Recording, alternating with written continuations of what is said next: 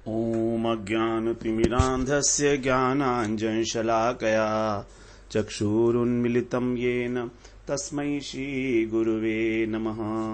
गुरुवे गौरचन्द्राय राधिकायै तदालये कृष्णाय कृष्णभक्ताय तद्भक्ताय नमो नमः।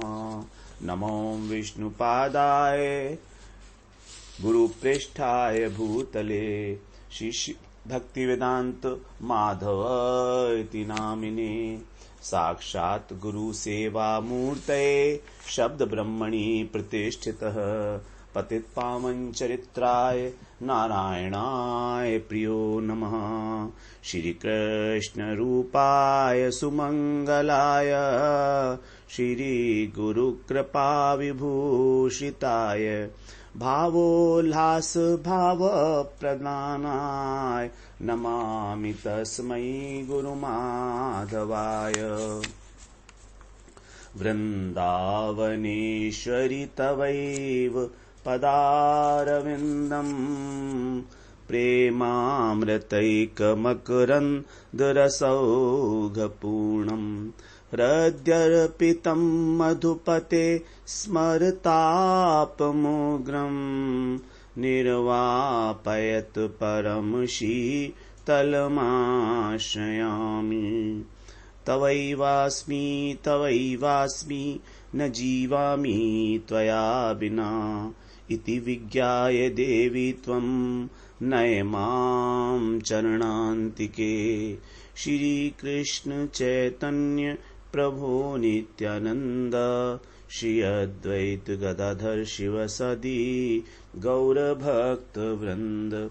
हरे कृष्ण कृष्ण कृष्ण हरे हरे हरे राम राम राम हरे हरे। हरे कृष्ण। सर्वप्रथम मैं अपने गुरुपाद पद ओम विष्णुपाद अष्टोत्तर शत श्री श्रीमद् भक्तिवेदांत माधव गोस्वामी महाराज के चरण कमलों में अनंत कोटि दंडवत प्रणाम ज्ञापन करता हूं। हम लोग श्री कर्णामृतम ग्रंथ का पाठ कर रहे हैं। बिलमंगल ठाकुर के द्वारा जो मुखोद्गीर्ण है उसमें बिलमंगल ठाकुर भगवान के दर्शन की उत्कंठा उनके हृदय में समाई है, दर्शन के लिए अत्यंत व्याकुल हैं।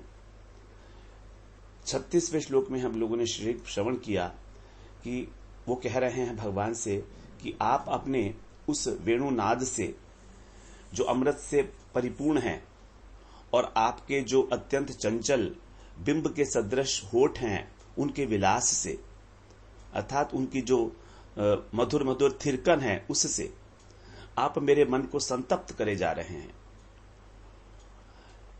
ये मेरे लिए बड़ा हर्ष का विषय भी है, बड़ा खेद का विषय भी है, बड़े आश्चर्य का विषय भी है। हा हंत मनोदुनोषी, मेरे मन को आप मथ रहे हैं, व्यथित कर रहे हैं, व्याकुल किए दे रहे हैं मेरे को। अब 37वें श्लोक में कह रहे हैं, उसी दर्शन की प्रार्थना करते हुए, उसी मुखारविंद की प्रार्थना करते हुए। मुखारविंद कैसा है? यावन्न मे निखिल मर्म दृणाभिघातम् निस्सन्धि बन्धनमुपैति न कोऽपि तापः तावत् विभो भवतु तावक वक्त्र चन्द्रातप द्विगुणाति मम चेत धारा। यहाँ इसका पद्यानुवाद। दृढ़ अभिघात न करता मेरे मर्मों पर जब तक यह ताप, शिथिल न करता संधि बंधनों को हे वेणु विलासी आप। तब तक मुझे दिखा दो अपना मुख मयंक मोहन प्यारा, चंद्रा तप से दुगनी शीतल कर दो यह जीवन धारा।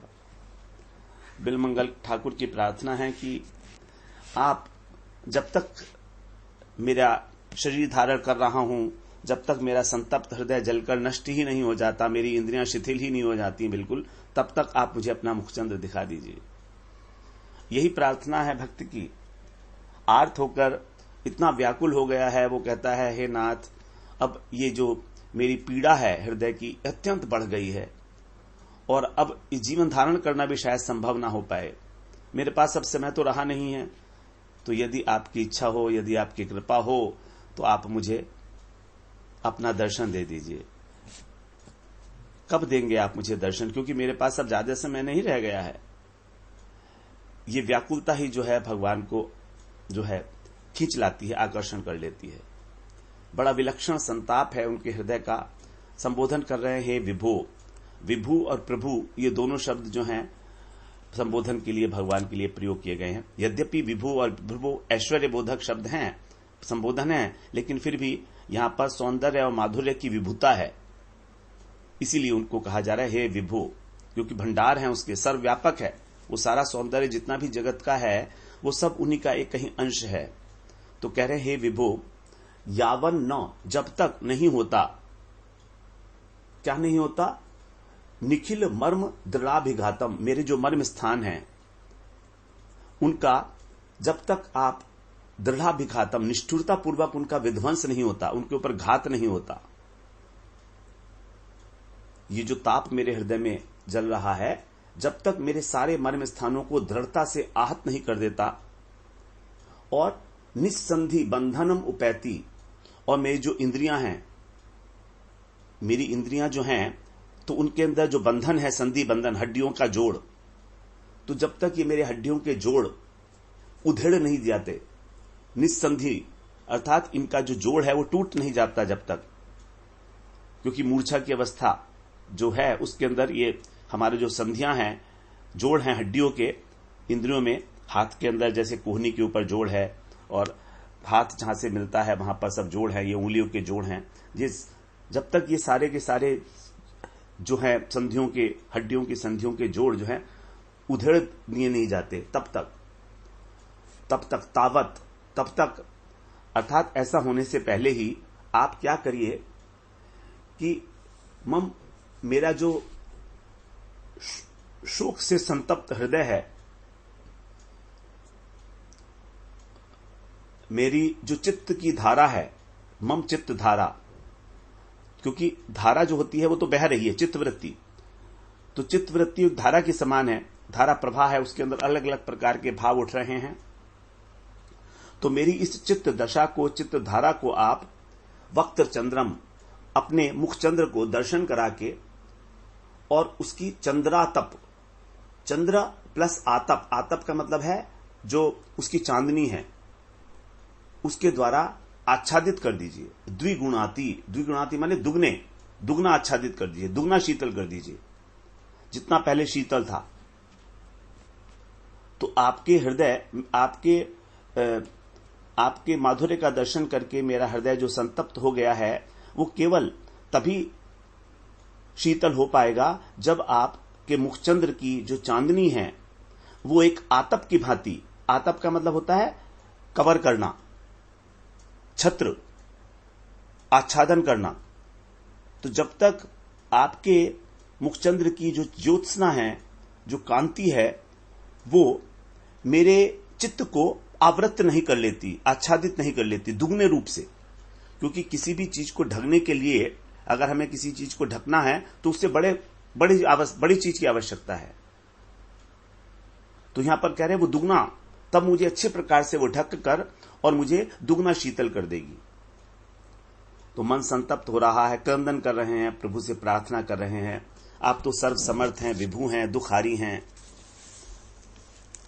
जब तक मेरे मर्म स्थान चूर्ण विचूर्ण नहीं हो जाते तब तक, क्योंकि अन्यथा तो मुझे किसी प्रकार का कोई शांति मिलने वाली नहीं है। कृष्ण की दर्शन की लालसा से उत्पन्न जो महाविरह ज्वाला है, उससे देह की संधियां जो हैं वो शिथिल हो जाती हैं। ये सत्य बात है, ये अतिशयोक्ति अलंकार नहीं है। श्री महाप्रभु जो हैं, जब जगन्नाथ में कृष्ण विरह में अकातर हो जाते थे, उनकी संधियां एक एक बिलैन जो हैं वो फैल जाती थी, खुल जाते थी। एई 10 दशाए, 10वीं दशा में, एई 10 दशाए प्रभु व्याकुल रात्रि दिने, कभू कौन दशा उठे स्थिर नहीं मने, प्रभु पड़िया आछे दीर्घात 5-6, अचेतन देह नसाए श्वास नहीं वये। अचेतन पड़े रहते थे, प्रभु श्वास भी नहीं चल रहा था, और हाथ जो है, पूरा शरीर जो है वो उनका, वो 5-7 हाथ लंबा हो जाता था। एक एक के हस्त पाद दीर्घ 3 हाथ, अस्थि ग्रंथि भिन्न चर्म आछे मात्र तात, हस्त पाद ग्रीवा कटी अस्थि संधि जतो, एक एक विस्तृति भिन्न होई आच्छेततो। कौन सी विरह दशा प्रकट हो जाती थी? जब समुद्र तट पर प्रभु अचेत पड़े होते थे महाप्रभु, शरीर 5-6 हाथ लंबा हो गया, नासिका में श्वास की गति बंद हो गई, उनके हाथों के, उनके पैरों की, ये सब 3-3 हाथ बढ़ गए, अस्थियां ग्रंथियां खुल गई, केवल मांस का पिंड मात्र रह जाता था, और जो संधियां हैं हाथों की, चरणों की, ग्रीवा की, वो सब एक एक बिलैन लंबी हो जाती थी। इसीलिए तो शरीर इतना लंबा हो जाता था। ये सब देखा गया है महाप्रभु, और बहुत पुरानी घटना नहीं है, 500 वर्ष पहले ही इस प्रकार की जो है उनकी अवस्था हो जाती थी महाप्रभु की। विरह के अंदर इतने कातर हो जाते थे। इसी के लिए प्रार्थना कर रहे हैं कि इससे पूर्व ही मेरे चित्त की जो संतप्त धारा है उसको आप अपने शीतल और स्निग्ध मुखचंद्र की चंद्रिका से आच्छादित कर दो, उसको दुगना आह्लादित कर दो। बस यही कामना है कि जो आपके विरह में अग्नि की तरह धधक रही है, वो निश्चित रूप से जब आपके मुख चंद्र का दर्शन होगा तो उसकी चांदनी से शीतल हो जाएगी, और केवल शीतल ही नहीं, आनंद से सराबोर हो जाएगी। तभी कहा द्विगुणित, मेरा रोम रोम आनंद से भर जाएगा। तो शीतल होना ही अपने आप में पूर्ण काम नहीं है, आनंद की उपलब्धि होगी। तो इस दशा को प्राप्त करके, यही दशा कबीरदास जी ने वर्णन की है इस प्रकार, रक्त मांस सब भख गया, नेक न कीनी कान, अब विरहा कूकर भया, लागो हाड़ चबान। कह रहे हैं कि अगर आप मेरी ज्वाला को शांत नहीं करते तो मेरा जो ये विरह है, ये कुकर की भांति, कुत्ते की भांति मेरी हड्डियों और पसलियों को चबा चबा कर मुझे समाप्त कर देगा। तो हे नाथ, फिर ऐसी दशा में क्या मैं इस शरीर को धारण कर पाऊंगा? क्या ये शरीर मेरा जीने योग्य रह पाएगा? आप थोड़ा सोचो तो सही। इतना विरह में कातर हो गए हैं। विरह की पराकाष्ठा जो हुई है वो यहीं बिलमंगल ठाकुर के जीवन में दिखाई दी है। गोपियां हैं, महाप्रभु की विरह तो अलग बात है, महाप्रभु तो स्वयं भगवान है, लेकिन गोपियों का विरह, राधा रानी का विरह, वो भी भगवान के पार्षद हैं, भगवान की शक्तियां हैं। लेकिन बिलमंगल ठाकुर एक साधक हैं, और हमारे लिए इसीलिए इन्हीं का जो जीवन है, किस प्रकार से इनके जीवन में विरह उत्पन्न हुआ है। जिन रस नामावली करी सदा गुणगान, जिन कानन अमृत करी कथा रसपान, जिन हाथन सोहेत सो टहल करी बहु भांति, जे लोचन मुख माधुरी निरखिन कभू अघात, जिन ऐसो साधन कियो वह निष्फल क्यों जाय, जो शरीर क्यों सांवरे दीजे सलिल बहाय, चतुर शिरोमणि हो बड़े तुम ही करो विचार, ताकि यह गति बूझिए कै क्रमि विट के छार, परम स्नेही हो ही जो सो शरीर तज जाहि, बधिक सदेह पठाइए यह विवेक तुम माही।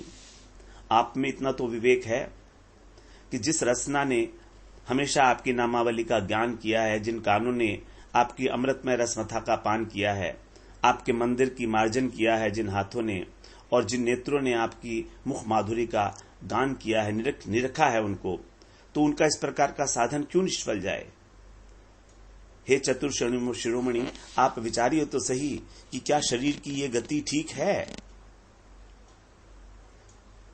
इस प्रकार भगवान को एक प्रकार से उल्हाना देते हुए और उनसे कह रहे हैं कि आप कुछ इस प्रकार का प्रबंध करो, कुछ इस प्रकार का विधान करो कि मैं आपकी मुख माधुरी का दर्शन करके, परम शीतलता को प्राप्त करके और उस आनंद में सराबोर हो जाऊं। भगवान के सौंदर्य के लिए इतनी व्याकुलता है, कहीं कोई झलक मिली है?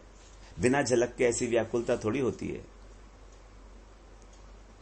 तो कृष्ण जब किसी को अपने पास खींचना चाहते हैं, जब उनकी कृपा का प्रथम अंश, प्रथम किरण जब जो है निकलती है, तब कहीं ना कहीं किसी ना किसी प्रकार से स्फूर्ति में, स्वप्न में, जागृत में, सुषुप्ति में कहीं ना कहीं कोई एक नीलाभ आभा, नीले रंग की एक आभा जो है हृदय में कौंध जाती है, और बस वही फिर उस नीलमणि के लिए पागल हो जाता है भक्त। अब कब मिलेंगे आप, कब मिलेंगे? तो अभीष्ट वस्तु के प्रति अप्राप्ति जनित दुख, उनका अभीष्ट है कृष्ण का दर्शन, और उसकी अप्राप्ति हो रही है, इसलिए उनके अंदर अत्यंत दैन्य और उत्सुकता का भी उदय हुआ है। इसीलिए कह रहे हैं कि कोई अनिर्वचनीय ताप है जो मेरे मन में स्थानों को आघात पहुंचा रहा है, अथवा मेरी चित्त धारा जो है, चित्त की जो धारा है वही बड़ी द्रुत गति से प्रवाहमान है, जलधारा की भांति। और मैं ऐसा चाहता हूं कि आपकी मुख चंद्र की चंद्रिका से वो दुगनी होकर दुगने वेग से प्रवाहित हो, जिससे उच्छलित होने लगे, हृदय में उछाल आने लगे मेरे। और वो तभी होगा जब आपके मुखचंद्र का दुगना सौंदर्य माधुर्य मेरे आगे स्फुरित होगा। जैसे चंद्रमा को देखकर समुद्र उच्छलित होता है, उसी प्रकार से आपका मुख सौंदर्य देखकर, मुख माधुर्य देखकर मेरे चित्त की जो धारा है वो भी उछाल मारेगी। आपका जो वक्त्र है, इसको कहा गया चंद्र आतप। आतप का मतलब होता है, हम लोग बात किए, जो कब आच्छादन करता है, छाता, छत्र। तो उस छत्र के अंदर आपका जो मुखचंद्र है, उसकी जो शीतलता है, उसकी जो आह्लाद देने वाला गुण है, उसकी जो सौगंध है, वो सब मेरी चित्त धारा के अंदर स्फुरित होगा। इसीलिए इससे पहले कि वो अनिर्वचनीय विरहताप मेरे मन में स्थन को संपूर्ण रूप से विदीर्ण कर दे, मैं आपके मुखचंद्र का दर्शन करना चाहता हूं। आठ पत्र जो होता है उसको बोलते हैं छाता। तो मेरे लिए इस संसार घोर मार्ग में, यहां बता रहे हैं भगवान के जो मुखचंद्र है उसको कहा गया चंद्रातप। कृष्ण के प्रति उद्धव जी ने यही बात कही थी भागवत में 11वें स्कंध में 19वें अध्याय के 9वें श्लोक में।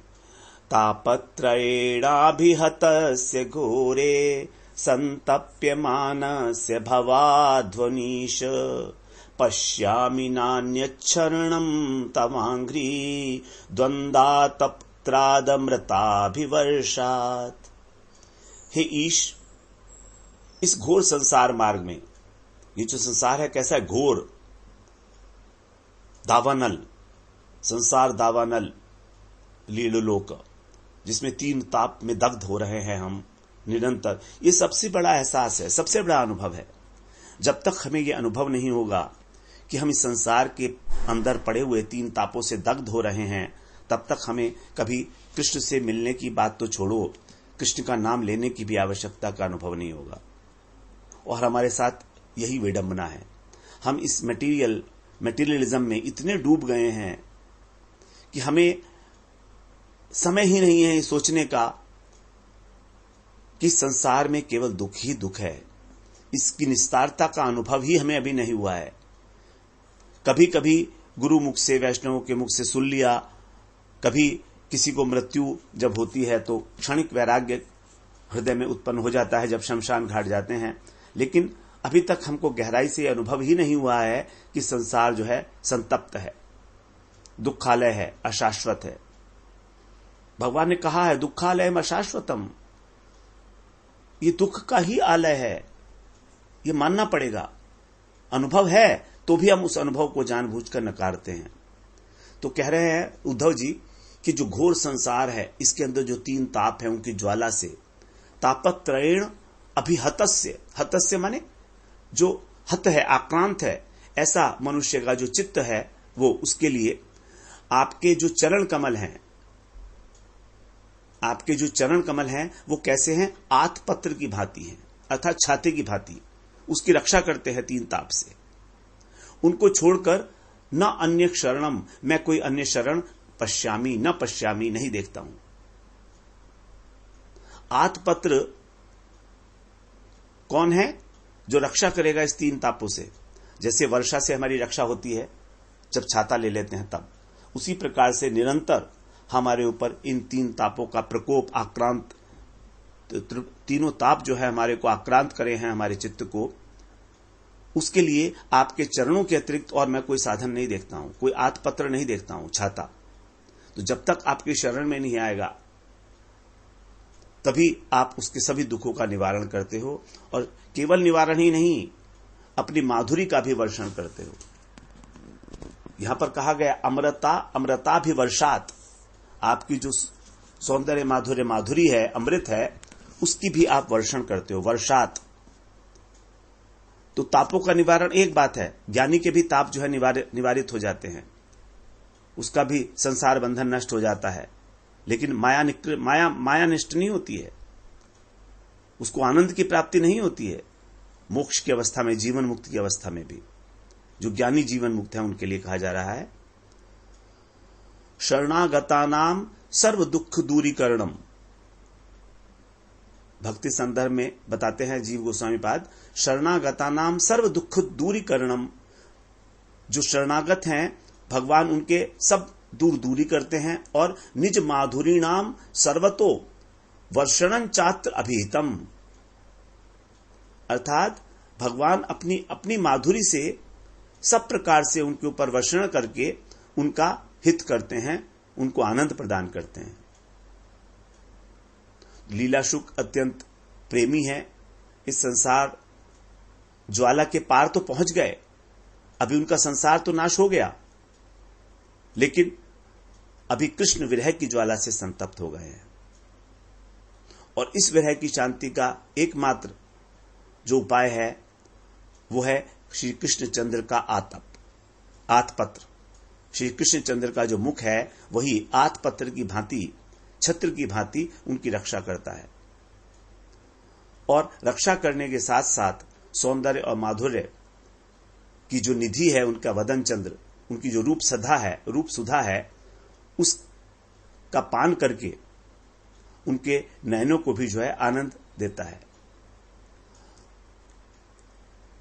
तो हमारे अंदर परमानंद प्राप्त करने की, उसके रसास्वादन प्राप्त करने की क्षमता भी हमको तभी मिलती है जब कृष्ण हमारे ऊपर कृपा करते हैं।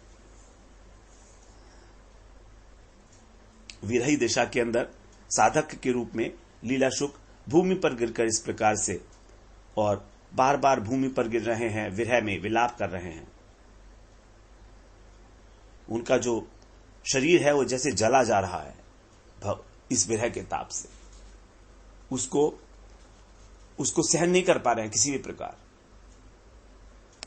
जैसे चंद्रमा शीतल होता है, अब दिन में सूर्य का जो ताप होता है वो चंद्रमा के उदय होने पर शीतल हो जाता है, वो नष्ट हो जाता है। तो विश्व का ताप तो करता है ये चंद्रमा, लेकिन कृष्ण विरह का जो ताप है उसको उपशम करने के लिए तो एकमात्र चंद्रमा जो है वह है श्री कृष्ण चंद्र, श्री कृष्ण का मुखचंद्र। तो मुखचंद्र ही जो है एकमात्र उपाय है उस ताप को नष्ट करने के लिए। अब यहां पर जो अंतरंग लीला परक अर्थ है, देखिए यहां पर 3 प्रकार के अर्थ हर एक श्लोक में हम लोग पहले चर्चा किया है। एक तो साधक के रूप में बिलमंगल ठाकुर जो अपना हृदय के उद्गार प्रकट कर रहे हैं, दर्शन की लालसा। दूसरा है अंतरंग लीला। अंतरंग लीला के फिर 2 भाग हैं। अंतरंग लीला में एक तो राधा भावापन्न हो जाते हैं, राधा जी अपनी सखियों से किस प्रकार कह रही हैं वही बात का अनुवाद उन्होंने किया है।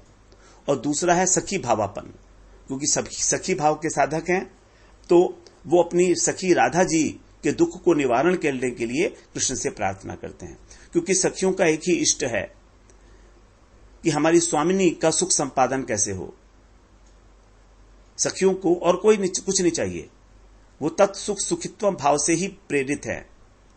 ब्रज के अंदर कोई भी हो और ब्रज की सारी साधना ही तत्सुख सुखित्वम भाव से वो है प्रेरित। यहां पर निज सुख का कहीं पर लेश मात्र भी नहीं है। जहां निज सुख है वहां ब्रज भाव की प्राप्ति नहीं है। भक्त अपना सर्वस्व न्योछावर करता है, अपने निज सुख की जरा भी कल्पना नहीं करता दूर दूर तक। सबसे बड़ा विक्षेप है निज सुख की वांछा करना, अपनी इंद्रियों को तृप्त करना। तो राधा रानी में तो ये परम रूप से प्रकाशित हुआ है इस प्रकार का तत्व, और सभी गोपियां भी इसी की प्रतिमूर्ति हैं। अब यहां पर अंतरंग भाव में कह रहे हैं, जो विरह की 10 दशाएं हैं, उन दशाओं में जो अंतिम दशा है मूर्छा, उस मूर्छा को प्राप्त होने से पहले का जो प्रलाप है उसको यहां पर कहा गया है। तो कृष्ण के प्रचंड विरह से जो अत्यंत दग्ध हैं राधा रानी, वो मोह दशा को प्राप्त हुई हैं। लीला शुक उसी को यहां पर उसका अनुवाद कर रहे हैं। मोह कहते हैं जिसमें चित्त की विपरीत गति हो जाती है, उसको मोह बोलते हैं।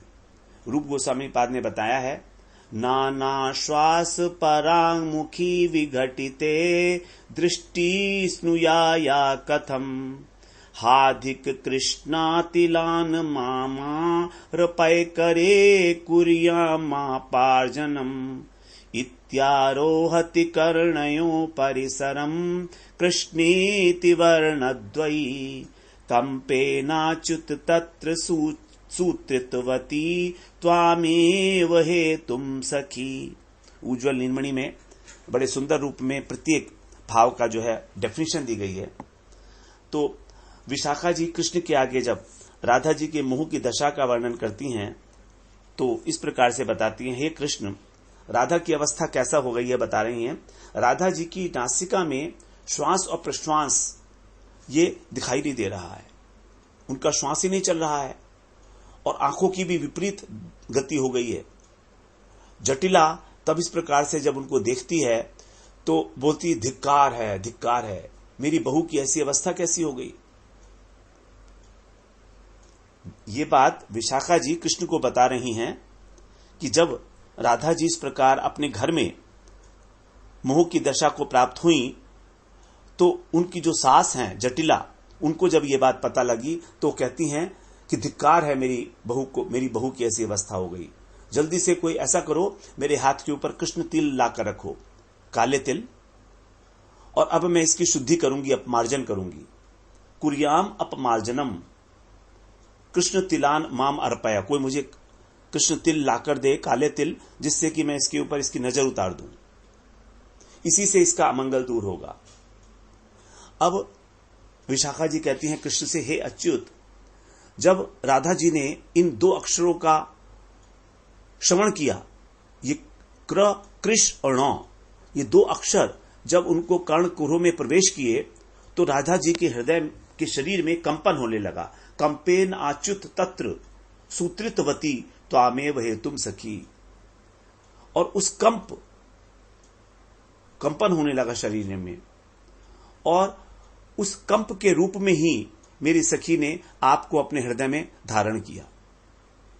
तो जब कान से कृष्ण नाम उनके हृदय में गया तो शरीर में कंपन हुआ, और वो नाम ही नामी के रूप में हृदय के अंदर प्रकट हो गया।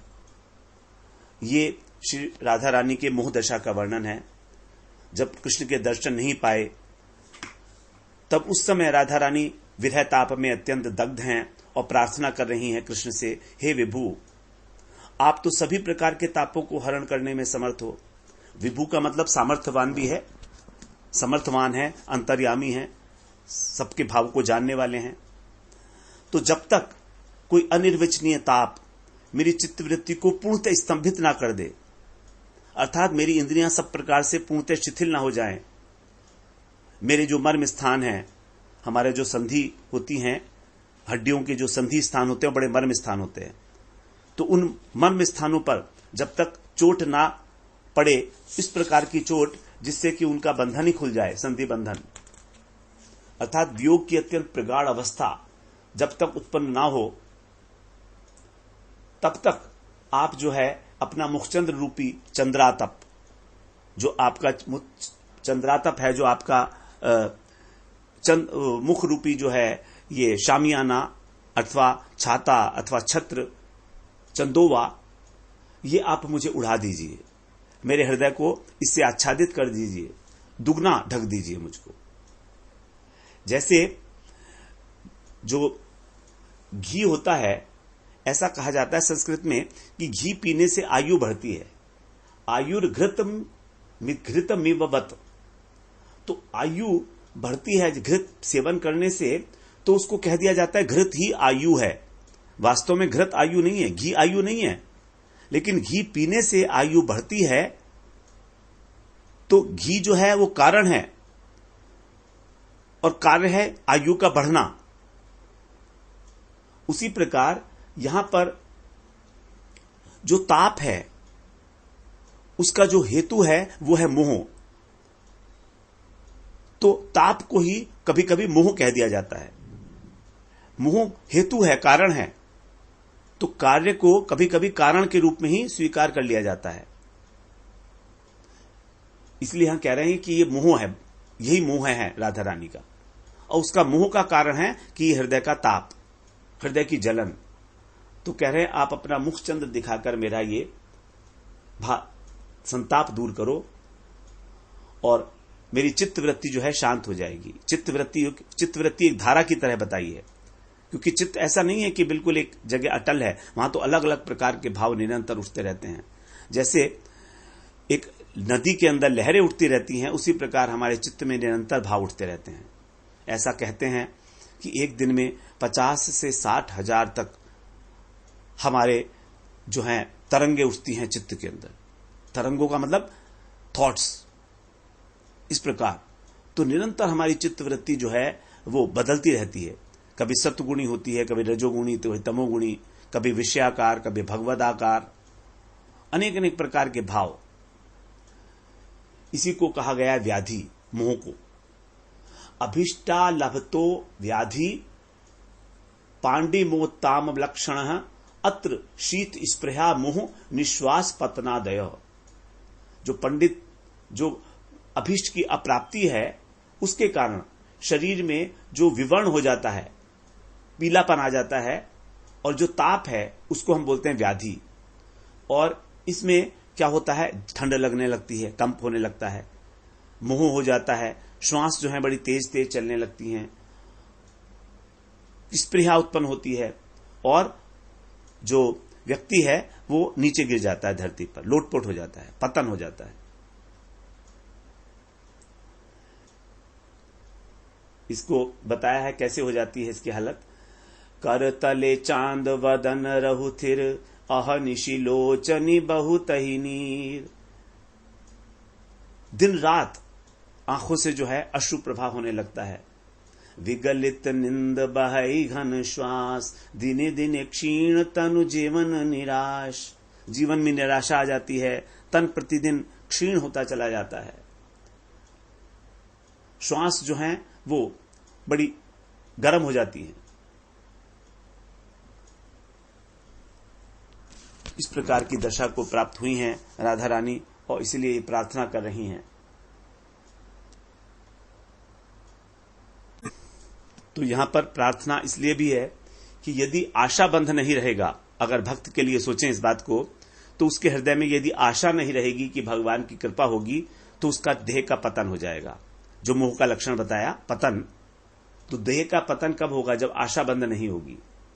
तो यदि, क्योंकि आशा बंध क्या है, भगवान की प्राप्ति की जो दृढ़ संभावना है उसको बोलते हैं आशा बंध।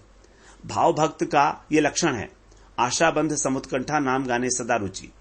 उसको निरंतर इस प्रकार की एक दृढ़ आशा है कि कृष्ण का दर्शन होगा, और वही जो है आशा बंध ही उसको जीवित रखता है, अन्यथा उसकी देह का पतन हो जाए, उसके हृदय में इतना विरह का ताप उत्पन्न होता है।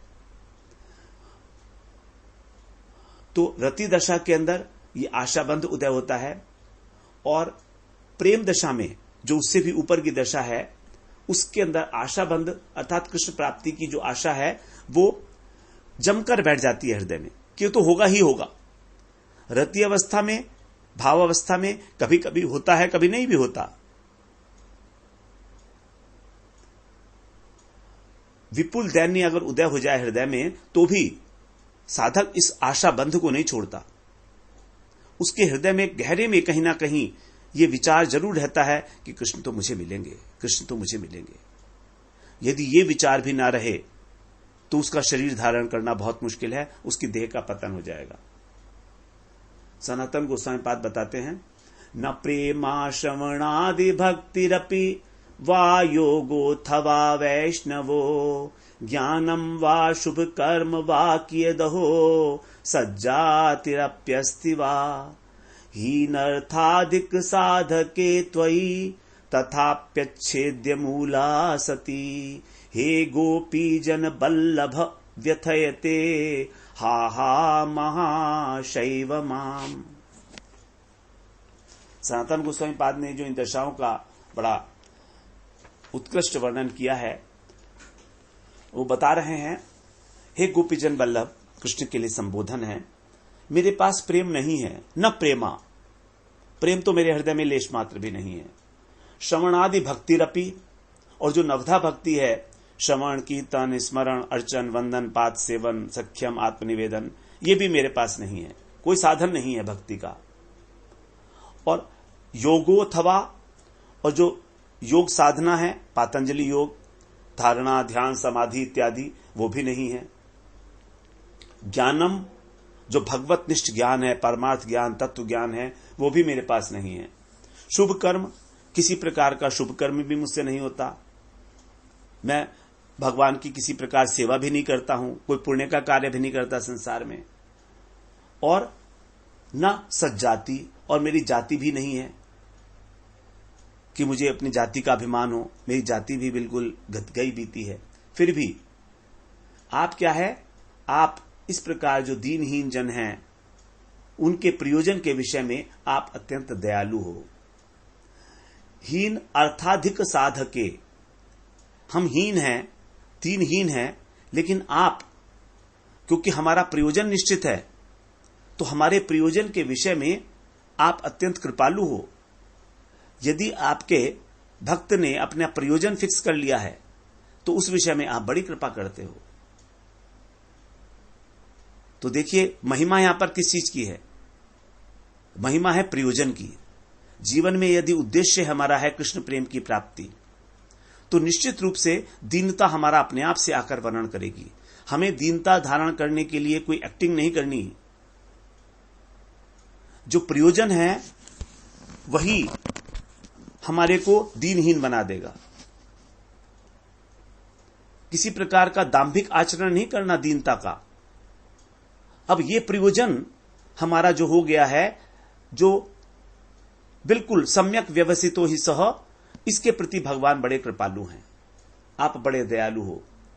और ये जानकर, मैं जानता हूं इस बात को, इतना जानता हूं बस मैं, मुझे इतना ही तत्व ज्ञान है कि आप मेरे प्रयोजन के प्रति बड़े कृपालु हैं, अर्थात उसको पूरा करने के लिए आप सब प्रकार से प्रयत्न करोगे। तो ये जानकर ही आपकी जो मिलने की, प्राप्ति की मेरे अंदर दृढ़ आशा है। अच्छेद्य मूला, अच्छेद्य मूला यानी जिसके मूल का छेदन नहीं किया जा सकता, ऐसा दृढ़ जो मेरा संकल्प है, जो मेरी आशा है, वो मुझे व्यथित कर रही है। मैं उसे छोड़ूंगा नहीं।